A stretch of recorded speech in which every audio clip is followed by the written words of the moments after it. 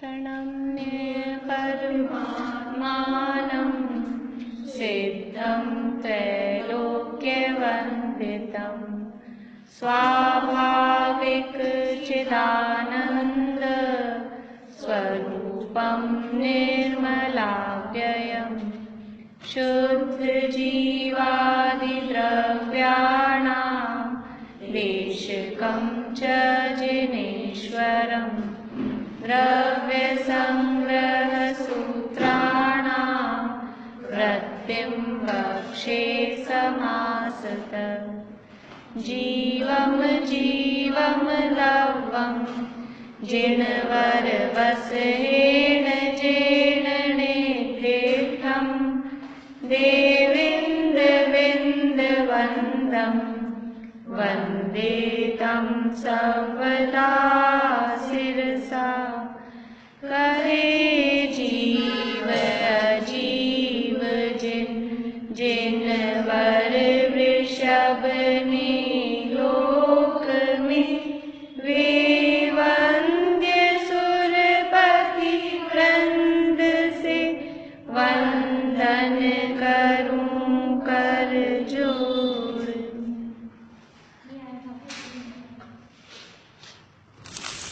राधन सुना रहे कोई नहीं? पढ़ें फिर अपन आगे।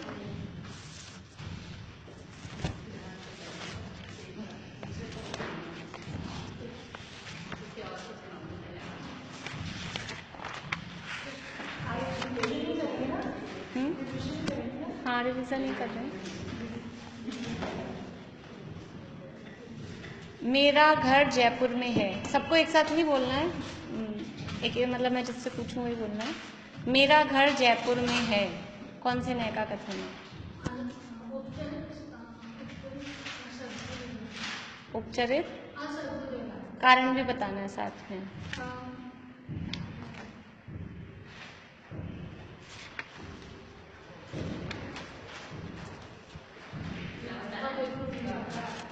आपने उपचरित असद्भुत क्यों सोचा उसको?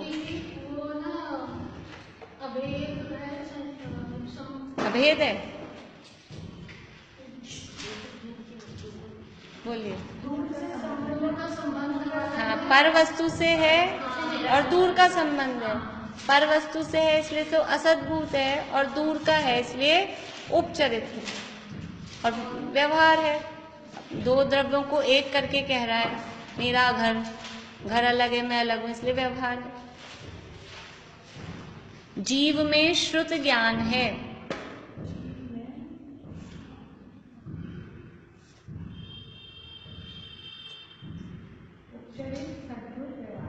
बढ़िया, उपचरित सद्भुत व्यवहार है। क्यों है?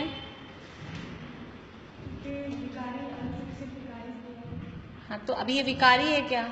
शुद्ध ज्ञान तो फिर एक ही बस, क्योंकि अल्प विकसित पर्याय है और उसको विषय बनाने वाला उपचरित सद्भुत है।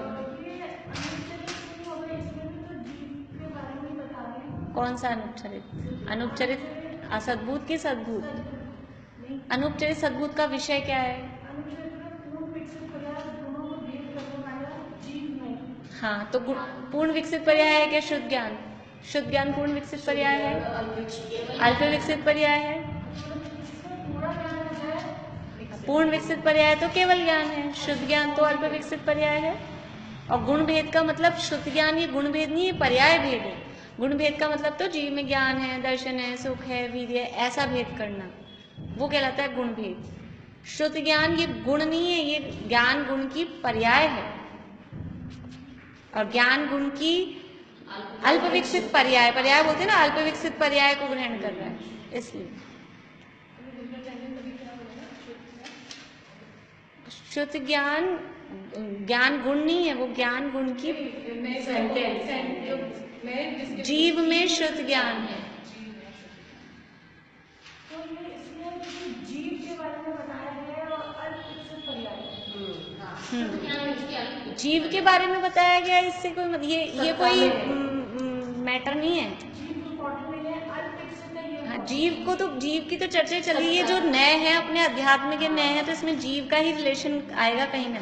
इसमें पुद्गलों की बात नहीं करने वाले हैं अपन, जीव की ही, क्योंकि ये निश्चय और व्यवहार अध्यात्म के नय हैं, और अध्यात्म के नय का मतलब है जिसमें एक पार्टी जीव होती है, वो कहलाता है अध्यात्म। तो जीव तो आएगा ही आएगा, आप जितने भी वाक्य निकालेंगे उसमें जीव। अनंत भगवान ने 4 घातिया कर्मों का नाश किया है। बोलिए, नाम बोलना है, नाम। अनुपचरित सद्भूत, अनुपचरित सद्भूत व्यवहार नहीं सही है क्या इनका? सही है क्या इनका आंसर? अनुपचरित सद्भूत बोल रहे। क्वेश्चन क्यों नहीं सुना आप लोगों ने?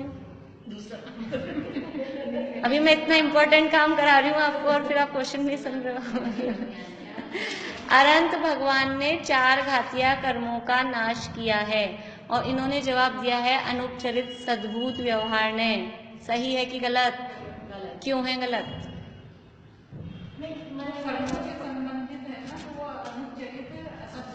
बहुत बढ़िया, कर्मों का नाश किया, और कर्मों का नाम जहां भी आ जाए आंख नीच के, अनुपचरित असद्भूत व्यवहार ने।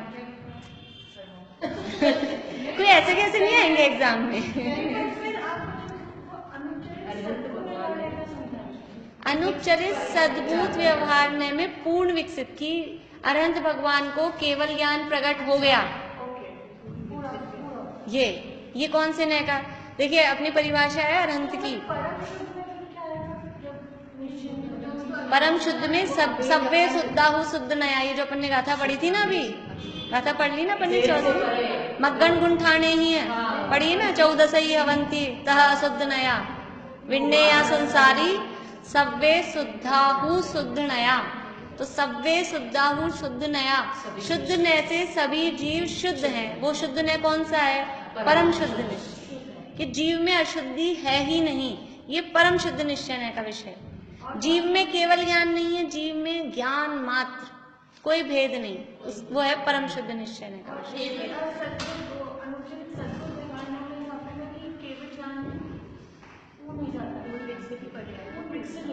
हाँ, जो फाइनल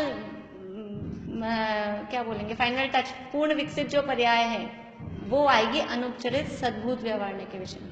या आपको निश्चय न समझ में आता हो तो साक्षात शुद्ध निश्चय न का जो विषय है वो इसमें आएगा। अपन ने मैच किए थे ना ऐसे, इधर के विषय उधर। आप पूछोगे तो ये भी लिख सकते हो साक्षात?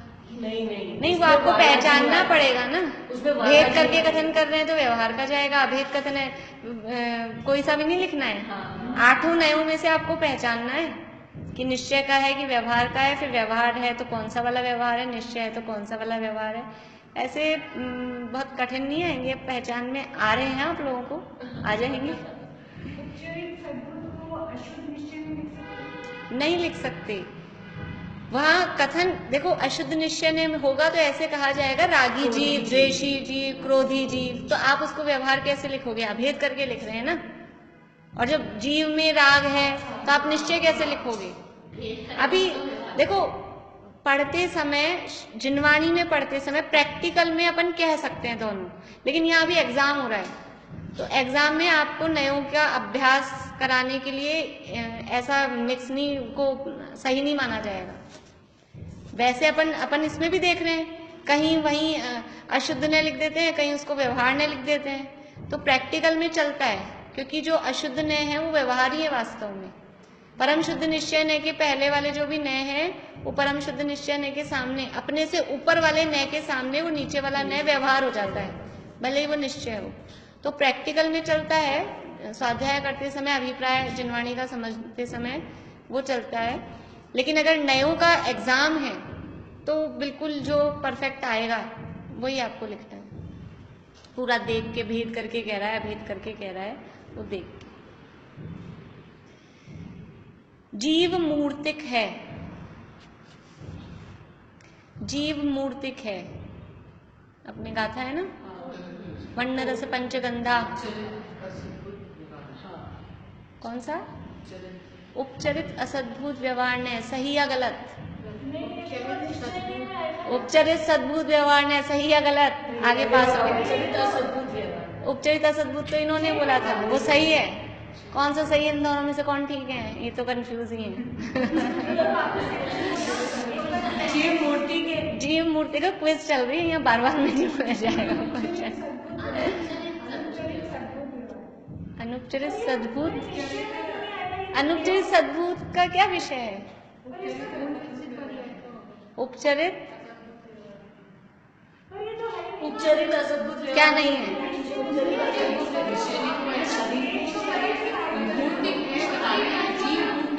हाँ तो शरीर और जीव को बता दिया। व्यवहार में आएगा, इतना मैं बता रही हूँ।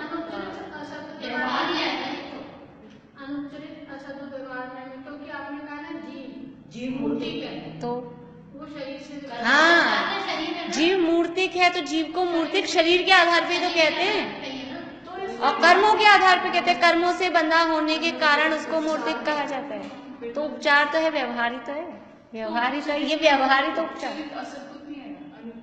उपचरित असद्भुत व्यवहार का विषय तो बाहर के पदार्थ है ना। अच्छा, बाहर के पदार्थों के साथ संबंध तो है। जीव को मूर्तिक, मेरा घर सफेद रंग का है इसलिए मेरे को सफेद कहा जा रहा है क्या?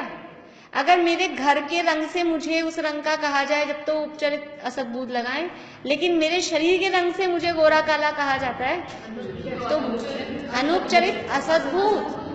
अनुप जो शरीर मूर्तिक है ना, मूर्तिक पना स्पर्श रस गंध वर्ण शरीर के आधार पे, तो जो अपने प्रकृतियां हैं, वर्ण आदि 20 प्रकृतियां हैं नाम कर्म की, तो वो जीव में ही तो आता है। उसका, उस जीव का शरीर कौन से रंग का बनेगा? काला, पीला, नीला। तो ये जो शरीर बना तो उस शरीर के रंग के आधार पर ये लाल वो होता है बग, बैग बग, ये लाल है, ये लाल चींटी है, ये काली चींटी है। ये कैसे कहा आपने? लाल मुका बंदर, काले मुका बंदर। तो वो मूर्तिक जीव दिख रहा है ना। मूर्तिक मतलब इसमें स्पर्श रस गंध वर्ण पाए जा रहे हैं। ये शरीर से रिलेटेड होने की वजह से जो निश्चय हाँ। होता है वो अभेद होता है और व्यवहार है भेद होता है। तो आपने अपने एग्जाम्पल के लिए रागी वाला, मनुष्य रागी है और एक मनुष्य को राग होता है। तो पहले अगर मनुष्य रागी है बोलेंगे तो वो निश्चय में आएगा, और मनुष्य को राग है वो व्यवहार में आएगा। यही मतलब है ना।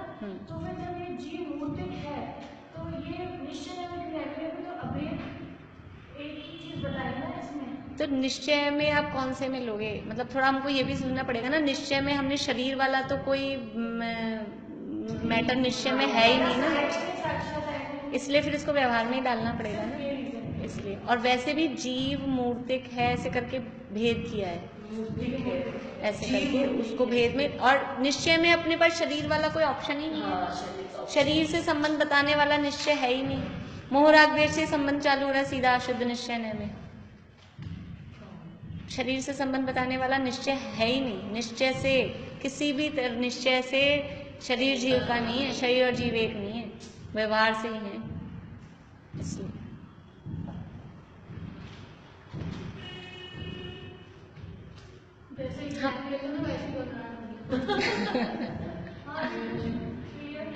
सुनार गहने बनाता है, सुनार गहने बनाता है।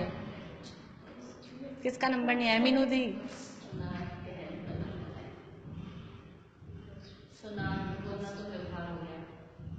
सुनार व्यवहार हो गया।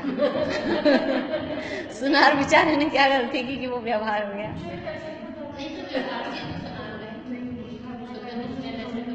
ऐसा व्यवहार नहीं लगाना है। देखो आप लोग जो अपेक्षा लगा रहे हैं ना, व्यवहार का कथन तो है वो ठीक है, लेकिन सुनार कहना वो हम ये नहीं पूछ रहे कि सुनार आप कह रहे हो वो निश्चय से कह रहे हो कि व्यवहार से कह रहे हो।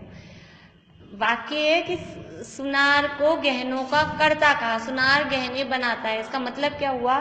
सुनार को गहनों का कर्ता कहा, तो ये निश्चय से है कि व्यवहार से है? अभी इसलिए सुनार है वो अपने आप में व्यवहार है, ये कोई सुनार अपने आप में निश्चय व्यवहार नहीं है, वो पूरी क्रिया में निश्चय व्यवहार होता है। कोई बस, ये आपको न्याय पढ़ाते समय पहले ही बता दिया, कोई वस्तु में, क्रिया में, परिस्थिति में नए नहीं लगते, उसको हम किस तरह से देख रहे हैं उसके आधार पे, क्योंकि नए लगते हैं या तो ज्ञान में या वाणी में, उसको हम क्या देख रहे हैं, क्या कह रहे हैं, क्या जान रहे हैं। कोई वस्तु, परिस्थिति, घटना वो निश्चय और व्यवहार नहीं होती है। तो सुनार कोई निश्चय, हाँ ये पूछे जीव को सुनार कहना, मनुष्य को सुनार कहना, तो फिर व्यवहार आपको तब आप कहो कि सुनार कह रहे हैं तो वो व्यवहार से कह रहे हैं, फिर तो समझ में आता है। अभी तो सुनार क्या गहने बनाता है, अभी कौन से नए का कथन है, अभी उनसे पूछ रही हूँ। अभी डिसीजन कहूँ उनको बोलने से तो कैसे, क्यों? क्योंकि उपचार से आपका आंसर सही है, लेकिन अब आपको कारण सही देना पड़ेगा। हाँ, और उपचार से ही कहा जाएगा असद्भुत यानी दूर का संबंध है, गहने और सुनार में आता है। तो दूर का संबंध के लिए असद्भुत कहेंगे कि उपचरित कहेंगे? उपचरित, क्योंकि गहने अलग चीज है, कुम्हार से अलग चीज है, गहने कुम्हार से डिफरेंट चीज है, इसलिए वो उपचरित है। और असद्भुत क्यों है? क्योंकि वो उसकी सत्ता में नहीं है, इसलिए असद्भुत है। तो उपचरित सीधा सीधा समझ लो दूर का संबंध है, बस दूर का संबंध देख लिया। बाहर की चीजें हैं, जितनी भी बाहर की चीजें हैं किसी के भी साथ की, वो उपचरित असद्भुत में जाएंगे, उनके साथ संबंध बताना। मैं गाड़ी चलाती हूँ, तो उपचरित असद्भुत व्यवहार ने का है। कारण नहीं बता पा रहे, समझ आ रहा है पूरा नहीं। कारण नहीं बता पा रहे, इसका मतलब है समझ नहीं आया है, क्योंकि कारण सहित अगर हम देख पा रहे हैं तब तो, क्योंकि हम सही, वरना हम तुक्का लगा रहे हैं, समझ लो। वो समझ में आता है, वो फिर सद्भुत असद्भुत वो ये जो है ना आदमी वो लगाता नहीं आता, वो एक्चुअली जो कन्फ्यूजन से सारे वर्ड्स यू ऐसे अलग से समझे तो यू समझ में आ रहा है। देखो वैसे तो काफी कुछ क्लियर करके अपन ने लिखा है, लेकिन तो लगाने के लिए हमने ये जो भिन्न वस्तु को, ये आप लोग लाए हैं अपना नोट्स, ये जो चार्ट है व्यवहारने वाला, उपचरित असद्भुत व्यवहार ने भिन्न वस्तुओं का संश्लेष रहित संबंध विषय करने वाला, भिन्न वस्तुओं का और संश्लेष रहित संबंध, ये जो आड़ा बना हुआ है ना, पेज नंबर नहीं डाले मैंने इसमें, डाले आप लोगों ने? अच्छा, मेरे को ध्यान नहीं रहा इसमें। हाँ, वो मैंने इसमें ही नहीं डाले, और जो नोट्स बना रखे ना दूसरे, उनमें तो डाले हैं, इसमें ध्यान ही नहीं रहा कि नंबर डालना है। तत्वार्थ सूत्र में और उसमें तो डाल रखे हैं मैंने मोक्षा प्रकाशक में। तो भिन्न वस्तुएं, अब भिन्न मतलब जो जिसकी बात चल रही है वो जीव की बात चल रही है, उस जीव से भिन्न वस्तु है। और भिन्न भी कैसा है कि वो संश्लेष रहित, यानी एक में एक नहीं है। देखो शरीर भी जीव से भिन्न है, कर्म भी जीव से भिन्न है, और ये कपड़े लत्ते गहने जेवर ये भी जीव से भिन्न है, लेकिन भिन्नता में फर्क है। भिन्नता में फर्क है। देखो हमारे माता पिता भी हमसे भिन्न हैं और हमारे पड़ोसी भी हमसे भिन्न हैं, लेकिन वो भिन्नता में फर्क है ना। हमारा अपना मकान भी हमसे भिन्न है और पड़ोसी का मकान भी हमसे भिन्न है, लेकिन एक वो थोड़ा निकट का है और वो दूर का है। जो माता पिता का आएगा वो तो दूर संबंध आएगा, हाँ, और जो अपने शरीर से रिलेटेड करता है वो ये वो सेकंड हाँ वो निकट, क्योंकि अपना शरीर और अपने खुद के गहने बना रहा है तो भी खुद के बना रहा हो तो भी गहने तो अलग है ना। गहना तो उतार के रख दिया।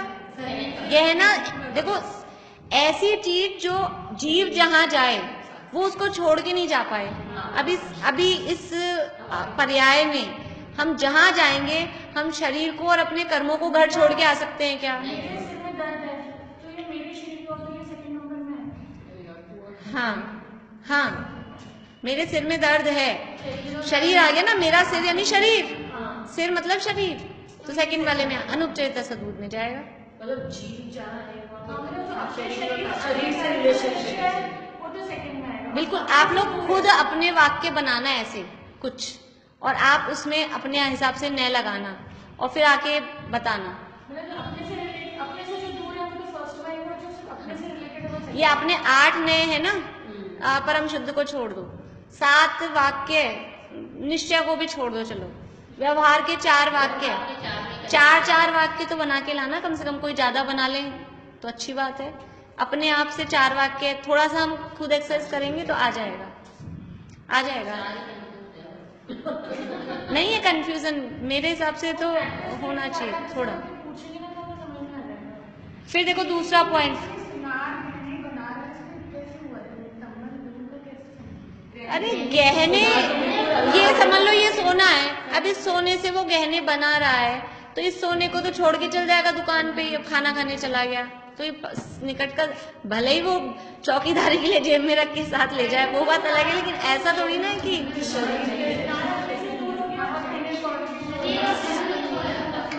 आप कहाँ कहाँ जा रहे हो, सुनार को अपने से दूर नहीं।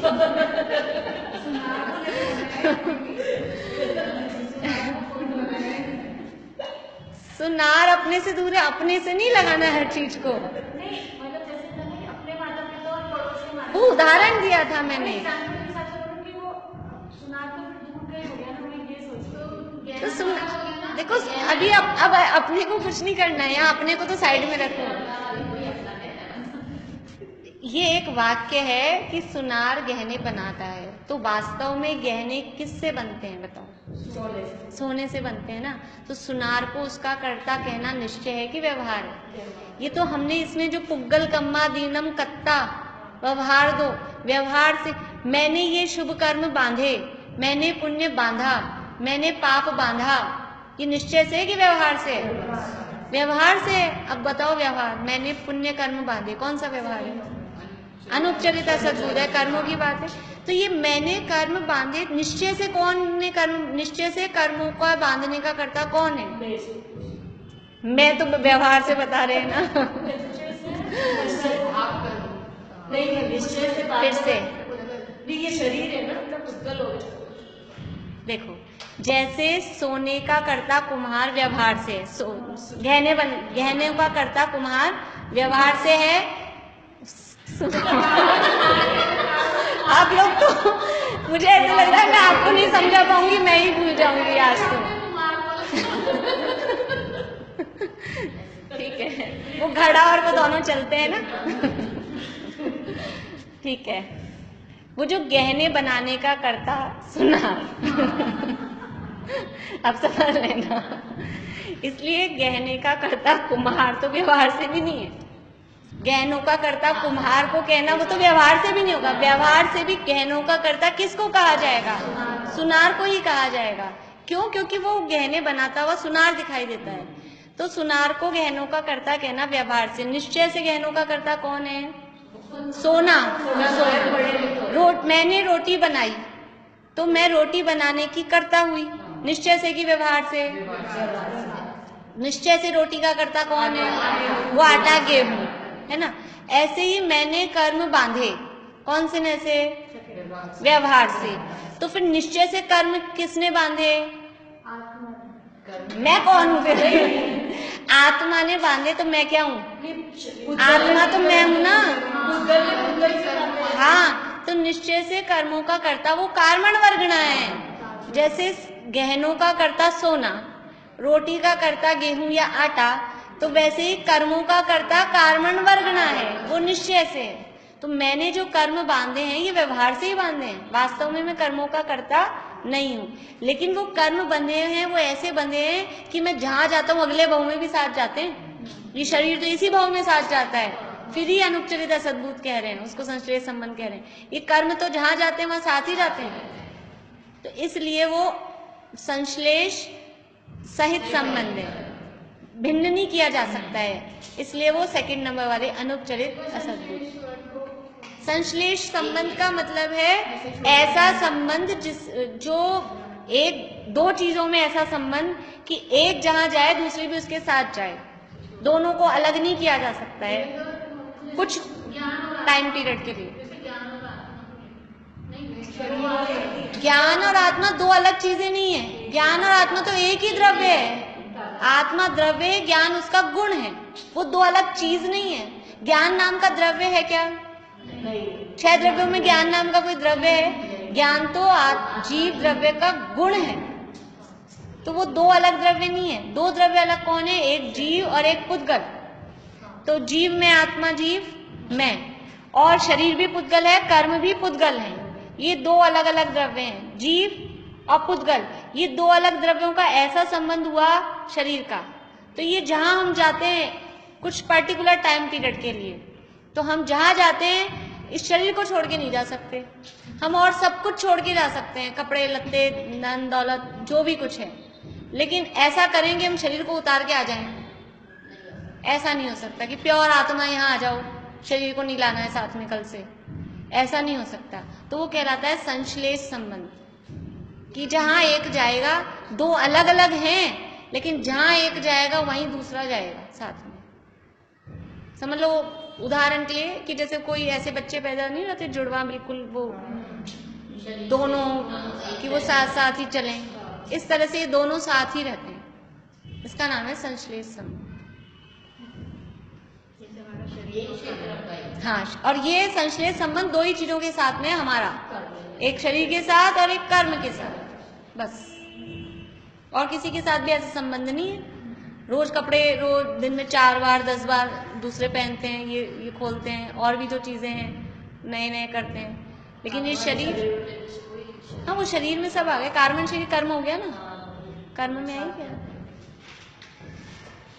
तो ये उपचरित असद्भुत व्यवहार ने भिन्न क्षेत्रवर्ती पृथक संयोगों को विषय बनाता है। भिन्न क्षेत्रवर्ती यानी हमारे क्षेत्र से अलग हैं और अलग हैं। ये मोबाइल मेरा है, कौन से नए का कथन है? उपचरित असद्भुत व्यवहार, क्योंकि भिन्न क्षेत्रवर्ती पृथक है, अलग क्षेत्र। देखो अलग तो शरीर भी है, कर्म भी है, लेकिन इनका क्षेत्र एक ही है, और अलग ये मोबाइल भी है लेकिन इसका क्षेत्र भी अलग है, ठीक है ना। थर्ड पॉइंट है दूर के संबंध को देखता है अतः उपचरित है, भिन्न द्रव्यों में अभेद करता है अतः असद्भुत है। दो द्रव्य अलग अलग हैं, ये पुद्गल मैं जीव, पर इन दोनों का अभेद करके कहा मेरा मोबाइल मेरा तो ज्ञान दर्शन सुख भी ये है, मेरे तो मोबाइल मेरा है क्या वास्तव में। लेकिन दो द्रव्यों को किसी प्रयोजन से, देखो आपके मोबाइल को मेरा मोबाइल कहूँ ये तो प्रयोजन ही नहीं हुआ, ये तो झूठ हो गया, मायाचारी हो गई, चोरी छलकपट का भाव हो गया। लेकिन इस मोबाइल को मेरा कहना ये कोई प्रयोजन से, जैसे कि गहने बनाने वाला, अभी हमने कुम्हार को कह दिया तो हंसी हो गई ना, ऑब्जेक्शन हो गया कि उसको व्यवहार से भी नहीं कहा जा सकता, क्योंकि गहने बनाता है दुनिया में वो सुनार ही कहलाता है। भले ही पहले मान लो ऐसा हो कोई कुम्हार भी और सुनार भी हो, एक ही व्यक्ति, लेकिन जो गहने बना रहा है जिस समय, या जो गहने बनाता है उसको सुनार कहते हैं। तो ये कोई प्रयोजन से कहा जाता है। ऐसे ये जो व्यवहार ने ऐसे नहीं कि बस कुछ भी कह दिया, किसी को भी अपना कह दिया, चाहे जिसको नहीं, जिसका हमारे साथ कुछ ना कुछ संबंध है, भले ही दूर का कोई संबंध है, तो इनको यहाँ कहा गया है। फिर फोर्थ पॉइंट में उदाहरण दे दिए, यह नए स्त्री पुत्र मकान आदि को जीव का कहता है, उनका कर्ता भोक्ता स्वामी कहता है। मैंने मूवी देखी, मैंने हॉल में जाके मूवी देखी, कौन से में से, क्या नाम है फर्स्ट वाले का? उपचरित असद्भुत व्यवहार ने। क्यों?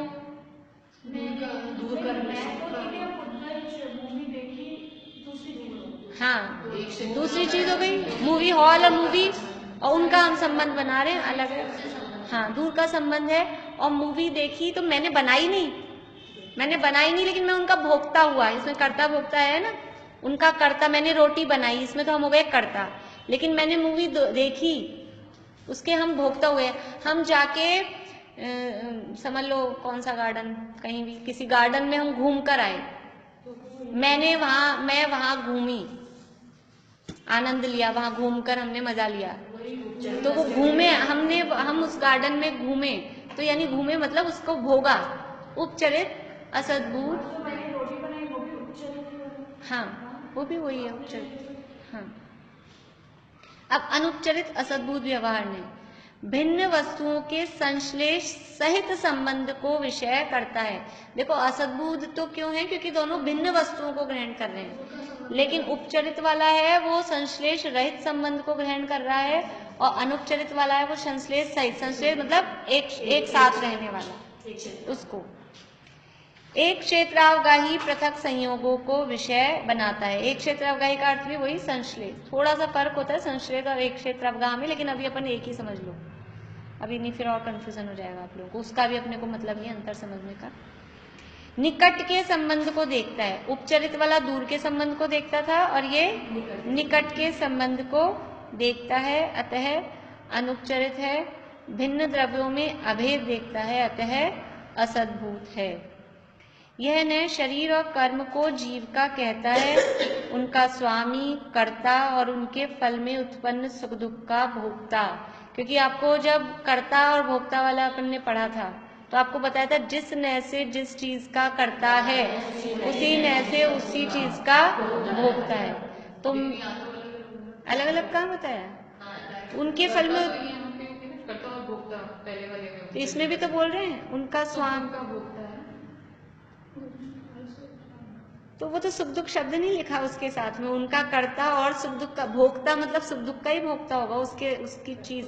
भोक्ता का मतलब है, देखो भोक्ता का मतलब है उसको यूज लेना। मैं उपभोक्ता बोलते हैं, उपभोक्ता, मैं इस मोबाइल की उपभोक्ता हूँ, यानी इसको यूज लेती हूँ। तो इसके संबंध में मतलब जो भी इसको काम लेती हूँ, इससे सुखी हूँ दुखी हूँ, सुख दुख दोनों होते हैं ना। अपन ने एक गाड़ी ली, जब गाड़ी लेते हैं तब खुश होते हैं, फिर कहीं गए अब बीच में पंचर हो गई, फिर क्या होते हैं? तो उससे जो सुख हुआ उसके भी भोगता है और उससे जो दुख हुआ, हमने अच्छे दाल बाटी चूरमा बनाया, खा के प्रसन्न हुए, हाँ, तो पहले तो सुख के भोगता हुए और फिर पेट में दर्द हुआ, तो क्या उससे उत्पन्न सुख और दुख के वो भोग। दाल बाटी चूरमा खाकर जो तबीयत खराब हुई, वो दुख हुआ, उसके हम भोगता हुए, हम दुखी हुए। कौन से में से?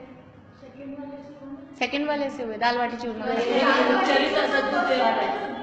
अभी हम दाल बाटी चूरमा को हाईलाइट करें। देखो अगर कोई सेंटेंस ऐसे होते हैं ना इसमें दो दो चीजें भी होती है, दोनों भी लग सकते हैं, तो हाईलाइट हम किसको कर रहे हैं? अभी हम दाल बाटी चूरमा को हाईलाइट कर रहे हैं। तो दाल बाटी चूरमा दूर की चीज है, बाहर की चीज है, उसको खाकर हमने दाल बाटी चूरमा का आनंद लिया।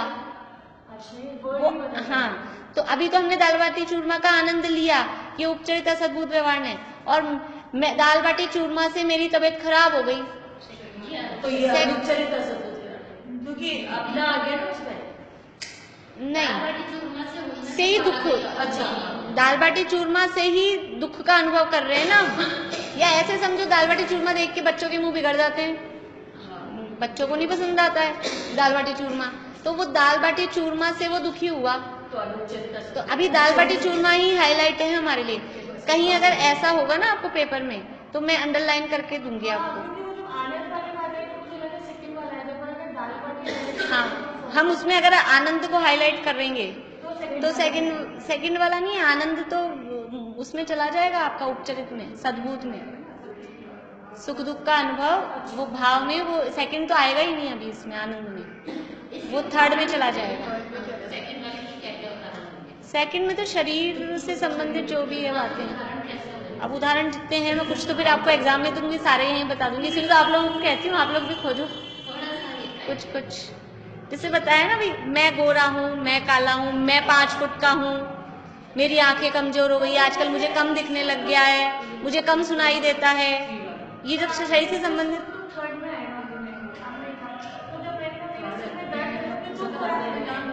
उसमें हम सिर को देखो, उसमें हम सिर को हाईलाइट कर रहे हैं, मेरा सिर। इसीलिए एक ही वाक्य में हम बदल के नए बदल सकते हैं। अभी मेरा सिर, अभी बात चल रही है मेरा सिर हाईलाइट है, उसमें दुख हाईलाइट नहीं है। तो मेरा सिर हाईलाइट है तो वो अनुपचरित असद्भुत में जाएगा। और मेरे सिर में दर्द हो रहा है, अगर दर्द हाईलाइट है तो फिर वो थर्ड में जाएगा।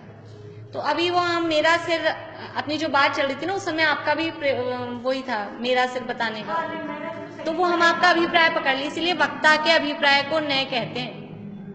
नए का मतलब ऐसा नहीं होगा किसी भी वाक्य में आप समझो कुछ वाक्य ऐसे होते हैं उसमें नए बदल सकता है।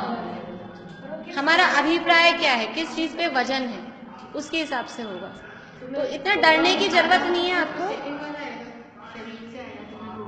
हाँ, ये तो सीधा शरीर से संबंधित है, मैं गोरा हूँ, मैं काला हूँ, तो ये सीधा है।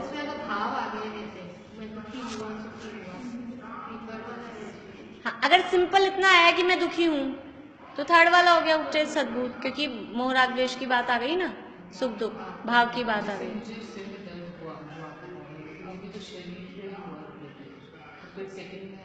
सेकंड में ही लिया है ना, पर वो बता रहे हैं कि सेकंड में ही लिया है। लेकिन अगर हम केवल दर्द की चीज को हाईलाइट कर रहे हैं, मैं दुखी हूं, बस इतना बोला, शरीर से दुखी हूं, तो मैं दुखी हूं, संसार में क्यों दुखी हैं, हमारे दुख का मूल कारण क्या है, ये शरीर ही, मुरादेश तो है ही, ये शरीर ही हमारे दुख का मूल कारण है, ऐसे कहा जाता है ना। तो अभी मैं दुखी हूं, अब इसमें दुख को हाईलाइट कर रहे हैं तो थर्ड वाला आ जाएगा। और शरीर के पर्टिकुलर पार्ट में हो रहा है ऐसा बता रहे हैं, इसका मतलब ही ये कि शरीर की बात बता रहे हैं, तो वो सेकंड वाला आ जाएगा। ये हम समझ जाते हैं, जब हम बोलते हैं तो हम समझ जाते हैं कौन सा है।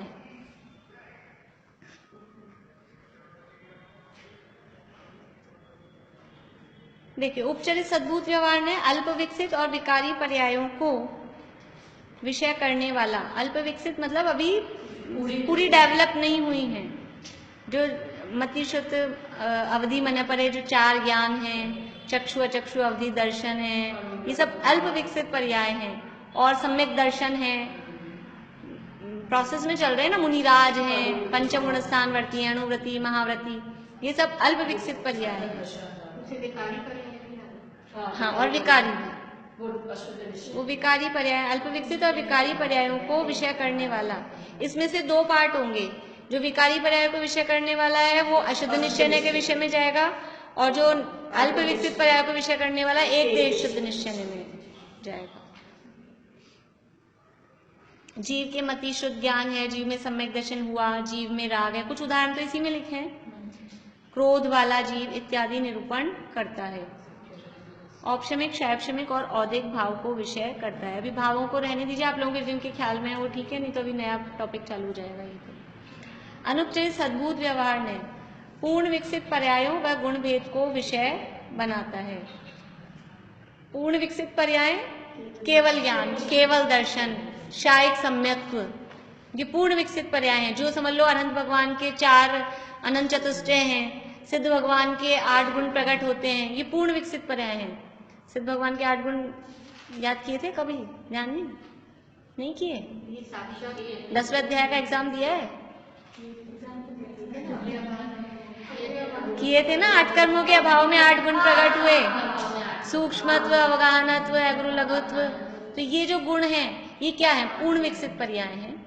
तो पूर्ण विकसित पर्याय या फिर गुण भेद, जीव में 47 शक्तियां होती हैं ऐसा बताया, मुझ में जीवत्व, चिति, दृष्टि, ज्ञान, सुख, वीर्य आदि 47 अनंत शक्तियां हैं ऐसा कहा। मुझ में अनंत शक्तियां हैं, कौन से नए का कथन हो गया?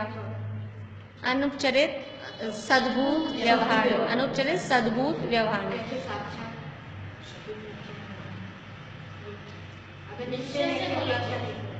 साक्षात में भी नहीं जाएगा। केवल यानी साक्षात में क्या होता है कि पूर्ण शुद्ध पर्याय आती है। अब ये तो शक्ति रूप है, तो परम शुद्ध में ले सकते हैं, तो भी भेद करके है ना, इसलिए निश्चय में नहीं ले सकते। कोई जरूरी नहीं है कि व्यवहार न के हर कथन को हम किसी निश्चय में ले पाए, क्योंकि अगर बिल्कुल भेद करके ही कथन हो रहा है तो फिर वो व्यवहार में ही जाएगा। मुझ में ये 47 शक्तियां हैं ऐसा भेद किया तो व्यवहार में ही रहेगा। और फिर कोई अगर उसको भेद को गौण करते हैं तो उसको परम शुद्ध निश्चय न के विषय में ले सकते हैं। शायिक भाव व पारिणामिक भाव को विषय करता है। इस तरह से ये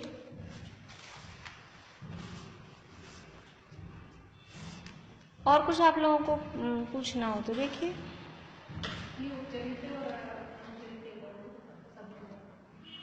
सद्भूत वाला उपचरित सद्भूत व्यवहार ने किसको विषय करता है? उपचरित सद्भूत व्यवहार ने का विषय है अल्प विकसित और विकारी पर्याय। उपचरित क्यों है? पहले सद्भूत क्यों है? क्योंकि जीव में हो रही है। ये जो भी पर्याय हो रही है, चाहे विकारी है चाहे अविकारी है, जीव में हो रही है, इसलिए सद्भूत है। लेकिन उपचरित क्यों है? क्योंकि पूर्ण शुद्ध नहीं है अभी, या तो विकारी है या अल्प विकसित है। अल्प विकसित समझ में आता है? पूरी डेवलप नहीं हुई, शुद्धता प्रकट तो हुई है, जैसे अभी जो छड़ाला में बात चल रही थी ना कि वो संवर प्रकट हुआ है, वो एक देश शुद्धि हुई है, निर्जा प्रकट हुई है। हाँ, तो ये जो संवर निर्जा वाली जो अवस्था है वो अल्प विकसित अवस्था है। मोक्ष की जो दशा है वो पूर्ण विकसित दशा है। तो ये उसको विषय बनाने वाला है उपचरित सद्भूत व्यवहार नहीं। जो आई थिंक डेफिनेशन सद्भूत का मतलब नहीं, डेफिनेशन नहीं आएगी, तो मैं आपसे यहाँ भी इसलिए पूछ रही हूँ लॉजिक, मैं वहाँ भी लॉजिक भी नहीं पूछने वाली हूँ आपसे, बस केवल नाम लिखना है। सद्भूत का मतलब पर आपका कंसेप्ट क्लियर होगा तब तो आप नाम लिख पाओगे ना। किन दोनों के? थर्ड और फोर्थ के। मैं कुछ अभी आपसे उदाहरण पूछती हूँ, फिर टाइम हो रहा है अपना, तो अभी आपको आ जाएंगे एग्जाम। सद्भूत का मतलब कि जीव में है और असद्भूत जो जीव है जीव से बाहर है। देखो पहले सद्भूत और असद्भूत, जीव की सत्ता में जो है वो सद्भूत, यहाँ सद्भूत असद्भूत का भी लिखा है। जीव की सत्ता में जो है ये लिखा है ना, व्यवहारण्य के दो भेद, असद्भूत व्यवहारण्य और सद्भूत व्यवहारण्य। तो असद्भूत दो भिन्न भिन्न वस्तुओं में कर्ता कर्म, एक क्षेत्र अवगाह आदि अनेक संबंध बताता है। कर्ता कर्म मतलब कोई भी वाक्य बनेगा तो उसमें ये इसका कर्ता है, इसने इसको बनाया, इसने इसको किया, इसने इसको, मतलब कुछ ना कुछ उसमें संबंध जोड़ेगा। यह व्यवहार एक वस्तु की मर्यादा में लागू न होकर भिन्न भिन्न द्रव्यों में लागू होता है। दो द्रव्यों को एक करता है, इसलिए कैसा है? असद्भूत है। तो उपचरित तो मतलब अल्प विकसित और विकारी होते हैं। उपचरित किसका? सद्भूत का। अभी तो कॉमन सद्भूत असद्भूत बता रही हूँ मैं। अब ये ऐसे आपने कॉलेज में लिखने पड़ेंगे कि ऐसा नहीं, मैंने बोला ना ऐसे ये थ्योरी नहीं आएगी। डेफिनेशंस अनुपचरित मतलब उपचार से नहीं है। इसमें जो हमने ये न्यायिक मत और बौद्ध मत, इस पे क्वेश्चन पूछे नहीं पूछ। नहीं ना, मत कौन से मत का है? डेफिनेशन आएंगी, उपयोग लिख लीजिए आप डेफिनेशन। ये तो समझने के लिए है, समझने के लिए नयों की परिभाषा और नयों के भेद प्रभेद और अंतर वगैरह ऐसे थ्योरेटिकल नहीं आएंगे, केवल प्रैक्टिकल वाक्य आएंगे, उसमें आपको नए छांटने हैं बस। परिभाषा, उपयोग, चक्षुदर्शन, अचक्षुदर्शन, मतलब चारों दर्शन, ऐसे लिख लो। उपयोग की परिभाषा, फिर चारों दर्शन के भेद और पांचों ज्ञानोपयोग के भेद, यही है परिभाषा में। समुद्घात तो अपन ने हटा ही दिया है, और क्या परिभाषा तो किसी की बची ही नहीं। दर्शन और दर्शनोपयोग एक ही बात है। हाँ एक ही बात है, दर्शनोपयोग दर्शन। वो मानस चक्षु दर्शन और वो अलग से इसमें है। प्राण की, हाँ प्राण के बारे में तो आएगा ही। परिभाषा लिखवाई है मैंने आपको, डेफिनेशन लिखवाई है मैंने। एक सेंटेंस लिखा है।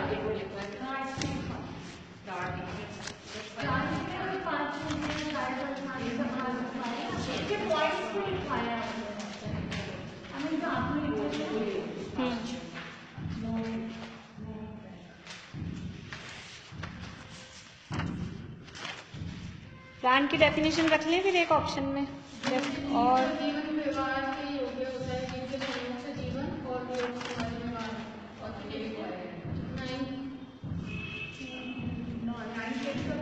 इसमें से जो नीचे अर्थात के बाद वाली ना, वो याद कर लीजिए। जिनके संयोग से जीवन और वियोग से मरण का व्यवहार होता है वे धर्म प्राण कहे जाते हैं। प्राण की परिभाषा।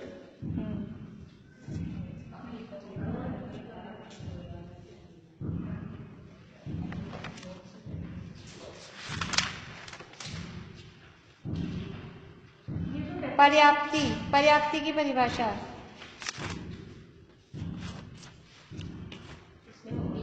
इसमें ये नोट्स में है, इसके नेक्स्ट पेज पे।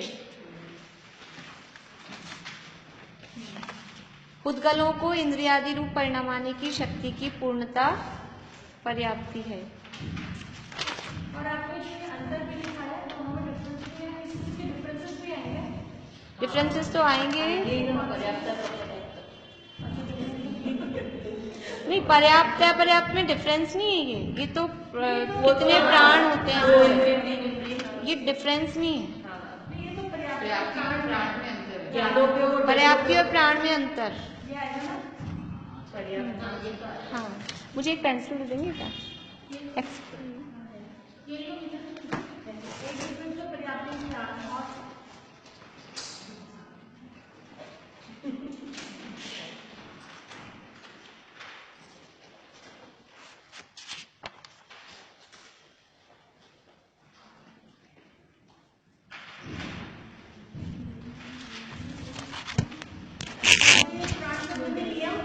प्राण संबंधी नियम आएंगे, ये बड़े क्वेश्चन आएंगे ना, बड़े छोटे कैसे भी प्राण संबंधी नियम आपको याद रखने हैं।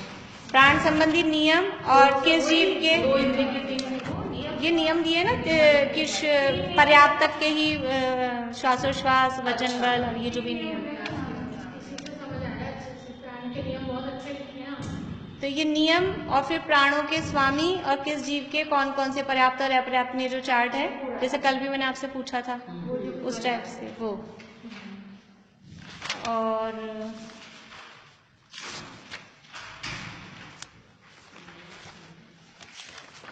जो ये उपयोग की आपने डेफिनेशन बताई है, कौन सी लिखी है? आपने 6 पॉइंट लिखे हैं उसमें, 2 टॉपिक लिखे हैं।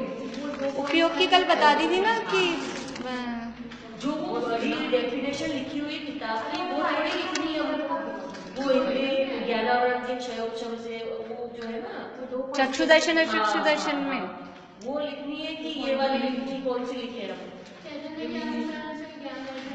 नहीं उपयोग नहीं हो। अगर आपको अगर अपनी बुक वाली याद है, देखो इसमें मैं इसलिए इतना वो नहीं कर रही हूँ फोर्स बुक वाली कि फिर सबको एक साथ याद हो पाए नहीं हो पाए। अगर आपको बुक वाली याद है तो बुक वाली लिखिए, नहीं जो अपनी अपनी भाषा वाली है, चक्षु इंद्रिय से होने वाले मति ज्ञान से, हाँ उसमें वो लैंग्वेज शास्त्रीय है, बस जो आपको याद हो वो लिख देना, सही लिखना बस।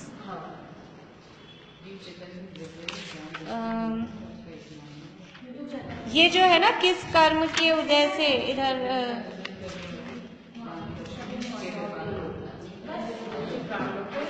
ये एक प्राणों की उत्पत्ति सामग्री वाला चार्ट है, प्राण संबंधी नियम से पहले सामने वाले पेज पे प्राणों की उत्पत्ति सामग्री यानी अंतरंग निमित्त, वो एक चार्ट जैसा है। हाँ इंद्रिय, फिर वीर्यांतराय, मति, श्रुति, ज्ञानावरण का, ये आपको देखना है ध्यान से, ठीक है। एक मिनट, दो जने बोल रहे हैं, मुझे दोनों का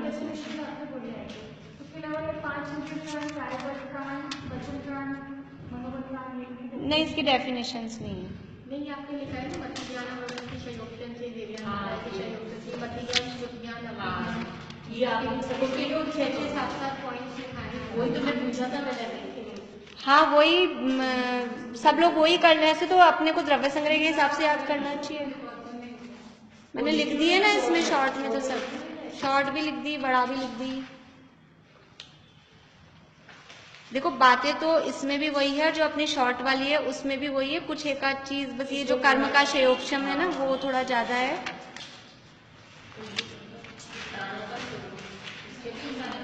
आप लोग डिसाइड कर लो कौन सी याद करोगे। मैं क्या बताऊं, जिसको जो आया वो लिख देना, और तो क्या। जो आप डेफिनेशन बोल रहे थे, डेट लाइन लिखना है, डेट लाइन को होने वाले मति ज्ञान से पूर्ण होने वाले सामान्य, वही उसी पे डिस्कस चल रहा है अभी। सिर्फ डेट लाइन लिखिए या पूरा सारा लिखिए? पूरी परिभाषा तो पूरी आएगी ना।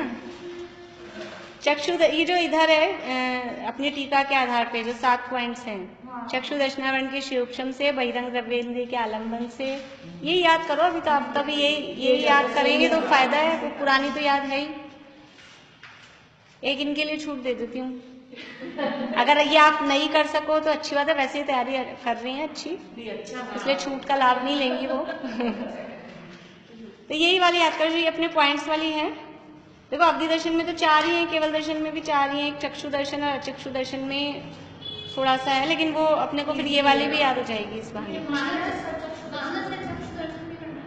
करना ही है, एक आध शब्द ही तो फर्क पड़ते हैं, वो ध्यान से देखो ना, अब तो कोई खास बात नहीं है। ये जो नियम सार के आधार पे लिखाया था वो नहीं आएगा।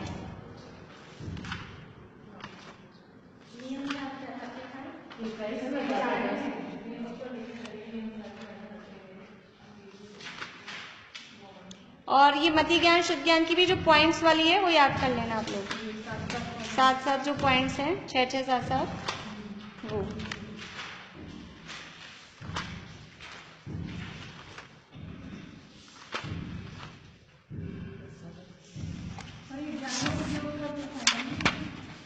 अभी देखिए आप मुझे कुछ प्रश्न बता लेने दीजिए। जीव को मूर्तिक कहने का क्या प्रयोजन है? आपको छांट लेना आंसर अब नोट्स वगैरह में से।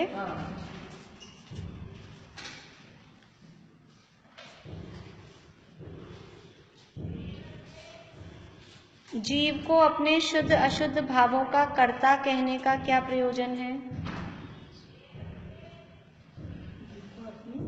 शुद्ध अशुद्ध भावों का कर्ता कहने का क्या प्रयोजन है?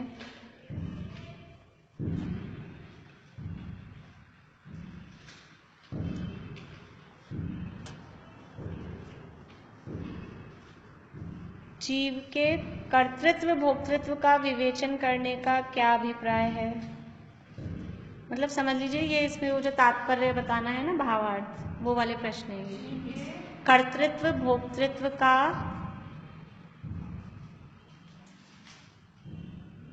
विवेचन करने का क्या अभिप्राय है?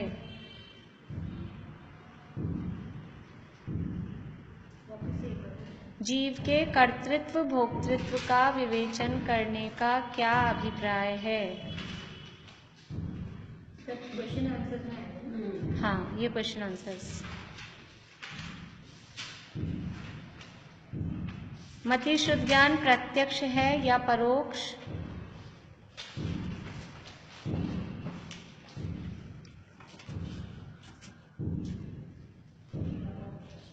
तर्क सहित बताइए।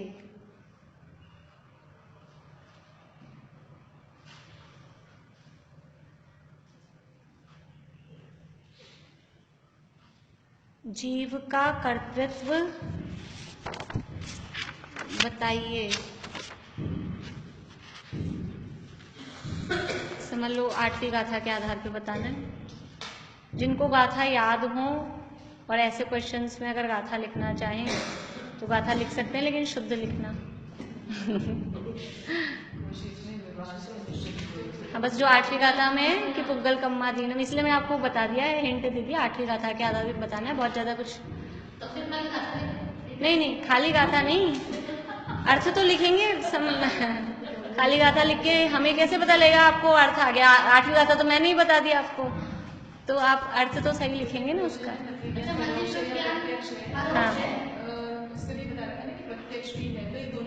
हाँ, तो तर्क सहित बताना है कि किस अपेक्षा से प्रत्यक्ष है, किस, और ऐसे शुद्ध ज्ञान का भी। ये तो कुछ अलग क्वेश्चन है, बाकी वो 100 इंद्रों के नाम है जो कल अपन ने हो गए थे, वो तो आप लोगों को ये हो ही गए हैं। इनमें से चॉइस आएगी, सारे पूरा पेपर तो मैं आपको कोर्स बता रही हूँ। मेल मिलाओ वाला आएगा, मतलब ये जो चीजें हैं इन्हीं में से वो हाँ ना वाले आएंगे, खालिस्तान आएंगे। अभी क्लास तो ना रखनी है कल, तो अब डायरेक्ट जिस दिन क्लास होगी उस दिन पेपर रख लें। एक दिन और क्लास रखनी है, तो फिर बचा कुचा और एक दिन। 2 को तो मुझे नहीं लगता मैं आ पाऊंगी। हाँ, वही टाइम देखना पड़ेगा। हाँ, तो जब मैं फ्री हो जाऊंगी उसके एक दिन क्लास रख के फिर नेक्स्ट डे अगर कुछ भी पूछना भी होगा तो हाँ, ठीक है। अब वो देखते हैं जैसे